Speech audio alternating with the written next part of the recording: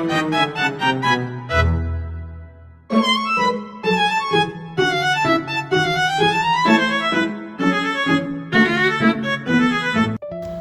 everyone, welcome to Hasna Podcast. Today we're gonna discussing interesting and important economic news. Indonesia foreign trade performance.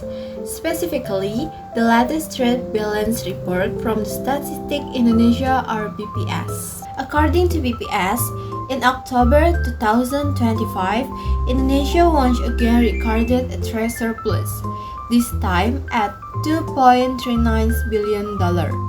Our export reached $24.24 billion, while imports were at $21.84 billion. What's even more impressive is that this continues a very long streak.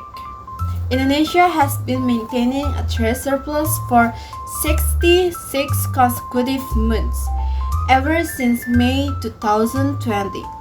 That's 5.5 years of consistently exporting more than we import. So, what exactly does surplus tell us? A trade surplus simply means we're selling more goods abroad than we're buying from other countries. This is generally a good sign. It reflects strong export performance and helps offset pressure from sectors that might be in deficit, such as oil and gas. Along, uninterrupted surplus also signals resilience. Despite global uncertainties, Indonesia's external sector has remained stable and strong. It suggests that our products are still competitive out there. Now, where is this surplus actually coming from? The biggest contributor is the non-oil and gas sector, that includes manufacturing goods, plantation products, minerals, and other non-energy commodities. This is an important point. It means Indonesia is no longer relying solely on oil and gas, something that used to be a weakness in our economic structure. We're seeing a gradual but steady diversification of export, showing that more sectors are participating in global trade. But before we get comfortable, we need to stay realistic. Even though we saw a surplus of $2.39 billion, this number is actually lower than the previous month. As a reminder that export and import flows are never static. They move with global demand, commodity price, and geopolitical change. On top of that, the oil and gas sector is still in deficit, and that gap can widen if global oil prices rise or if domestic production slows.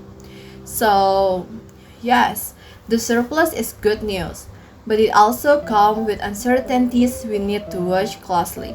So, what does this all mean for the rest of us? For the public and business owner, a surplus indicates opportunities, especially in manufacturing, logistics, and export-driven industry. Exporters might benefit from stronger global demand, while business dependent on imported materials might face more stability in supply. For the government, this is a crucial momentum. As a change to strengthen non-oil and gas export strategy, support domestic industry, simplify logistics, and maintain price and exchange rate stability.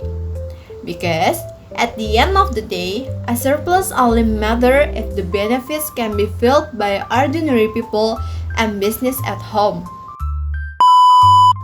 And that wraps up our look into Indonesia's latest trade balance report. While the numbers are not perfect and challenges still lie ahead, the continued surplus show the Indonesian export foundation remains strong.